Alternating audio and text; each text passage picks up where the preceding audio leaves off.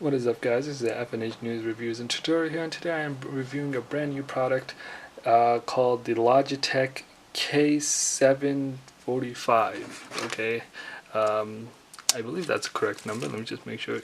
Oh, my bad. K750. Okay, so basically this is a wireless keyboard, right? And it is probably one of the best keyboards that I've used in a really long time. Okay, I've been using this keyboard for around 2 years now. Okay, so I know it's probably outdated right now, but I've been using it for a really long time, and this keyboard has been my go-to keyboard. Wherever I go, I take it with me. Okay, so yeah, let's just get right into it. The main reason I like this keyboard is it's really sleek. Okay, you can see how thin it is. Okay, it's really thin, and it has these stoppers, these anglers also, where you can angle the keyboard. Yeah, it's really sleek. It's really light. Okay, so it's not like a heavy burden for me to carry it around. It has wireless charging, solar charging, I should say, and it is also a keyboard. It's a wireless keyboard, not a Bluetooth keyboard, so you do need the little receiver at the end to put inside your computer. The receiver is really small, you can't really see it. Yeah,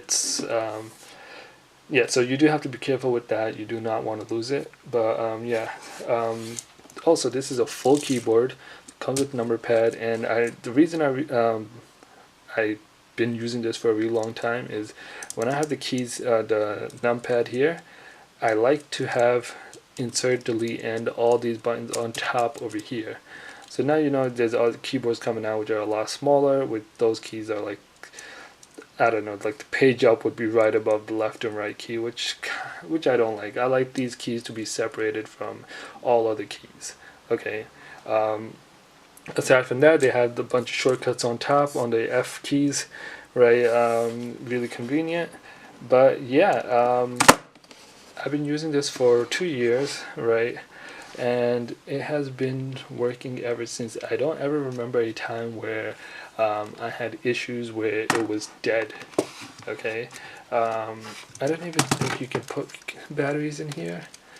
Maybe this is it, I don't know, but I haven't put batteries in here ever. So I got this keyboard for around $50 when I got it, so I think right now you can get it for slightly cheaper. I recently checked on Amazon, it was around like $40 now, right?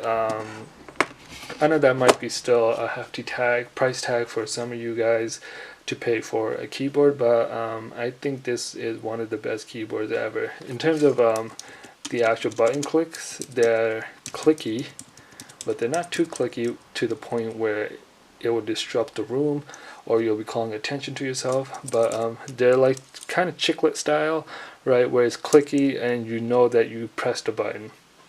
Okay, in terms of navigating your hands when they're on the keyboard, it's really easy. There's enough space for everything. I think this is the perfect layout for any keyboard.